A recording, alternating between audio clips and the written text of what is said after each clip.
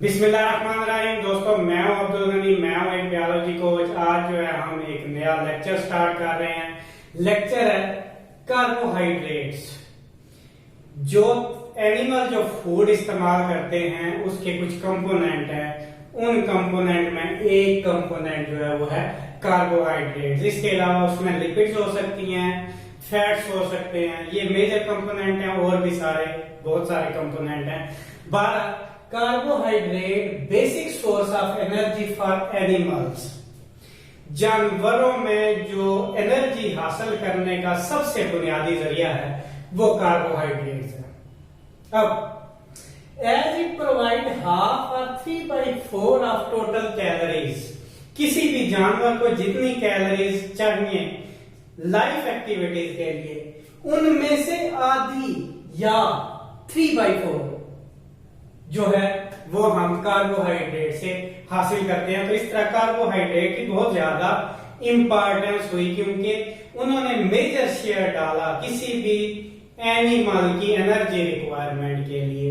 ये था जी उसके बारे में कि कार्बोहाइड्रेट जो है वो एनिमल जो फूड है उसकी बेस है, और इससे या तो वो हाफ या फिर हाफ से भी ज्यादा जो कैलोरीज हैं, जो एनर्जी है, वो कार्बोहाइड्रेट से हासिल होती है। अब इसका जो मेजर सोर्स है वो है glucose.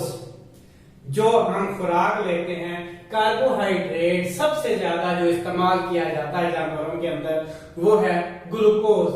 Glucose is most often used carbohydrate. जो सबसे ज्यादा खुराक में यूज होने वाला कार्बोहाइड्रेट है वो है ग्लूकोज। और भी चीजें यूज होती हैं। Other examples are maltose, lactose, sucrose and starch. Glucose के अलावा हम मेल्टोज को भी यूज करते हैं, लैक्टोज को भी यूज करते हैं, सक्रोज को भी यूज करते हैं, और स्टार्च को भी जानवर जो है वो यूटिलाइज करते हैं for the gain of energy. अब जो है इसमें से कितनी एनर्जी हम गेन कर सकते हैं? दे कंटेन 4 किलो कैलोरी पर ग्राम एनर्जी। अगर 1 ग्राम कार्बोहाइड्रेट मौजूद हो, हम 1 ग्राम कार्बोहाइड्रेट यूटिलाइज करें तो उसमें 4 किलो कैलोरी एनर्जी मिलती है। दे कंटेन 4 किलो कैलोरी पर ग्राम एनर्जी। ये एमसीक्यूज में भी पूछा जा सकता है। अब इसके सोर्सेज क्या हैं? इंसान को कहां कहां से कार्बोहाइड्रेट मिलती है? Bread, pastas, beans, potato, bran, rice and cereals. These are the sources of carbohydrate for human being. तो ये सारा था कार्बोहाइड्रेट्स के बारे में।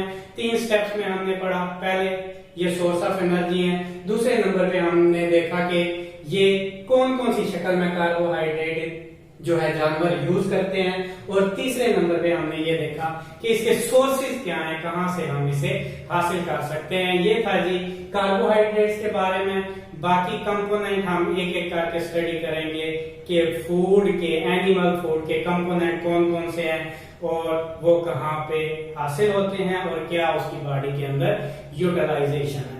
आज के लिए कार्बोहाइड्रेट्स था कि आगे हम देखेंगे नेक्स्ट लेक्चर में। दुआ में याद रखिएगा। Thank you very much.